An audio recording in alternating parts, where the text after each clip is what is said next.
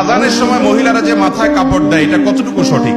আজানের সময় মহিলাদের জন্য মাথায় কাপড় দেওয়া এটা কোনো জরুরি কিছু না। আমাদের সমাজে মহিলারা আজান হলে বাসা বাড়িতে থাকলে মাথায় কাপড় দেয়, ঘোমটা দেয়, মনে করে এটা আজানের হক। আজান দিলে জবাব দিতে হয়, জবাব দেওয়ার খবর নাই, মাথায় কাপড় দেয়। আরে বোন, জবাব দেন আপনি। জবাব কিভাবে? মুয়াজ্জিন আল্লাহু আকবার বলেছে, আপনি আল্লাহু আকবার বলেন। মুয়াজ্জিন আশহাদু আল্লা ইলাহা বলছে, আপনি আশহাদু আল্লাহ বলেন। কুলু বিসমিল্লাহ ইয়াকুলুল মুয়াজ্জিন, মুয়াজ্জিন যা বলছে আপনি হুবহু তা বলেন। শুধু হাইয়া আলাস সালাহ হাইয়া আল ফালাহ যখন মুয়াজ্জিন বলেন তখন লা হাওলা ওয়ালা কুওয়াতা ইল্লা বিল্লাহ বলেন। এভাবে মুয়াজ্জিন আজানের যদি জবাব দেন, মুয়াজ্জিন যে পরিমাণ সওয়াব পায় আপনি ওই পরিমাণ সওয়াব পাবেন। আর মুয়াজ্জিন কি পরিমাণ সওয়াব পায় জানেন? হাদিসে আসছে মুয়াজ্জিন আজান শুনে যত মানুষ নামাজ পড়ে তাদের সবার সমপরিমাণ সওয়াব মুয়াজ্জিন সাহেব পায়, আর আপনি জবাব দিয়ে ওই পরিমাণ সওয়াব পেতে পারেন।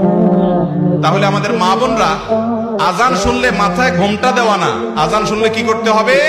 আজানের জবাব দিতে হবে। হ্যাঁ, আপনি যদি বাহিরে বেপর্দা থাকেন তাহলে আজান শুনলেও ঘোমটা দিবেন, আজান না শুনলেও ঘোমটা দিবেন। আর বাসা বাড়িতে গৃহস্থলী কাজে আছেন, এখানে আপনার শ্বশুর আছে, আপনার স্বামী আছে, অন্য কেউ গায়ে মাহারাম নাই, আপনার ঘোমটা দেওয়ার দরকার নেই। আজান শুনে এটা কোনো আবশ্যক বিষয় নয়।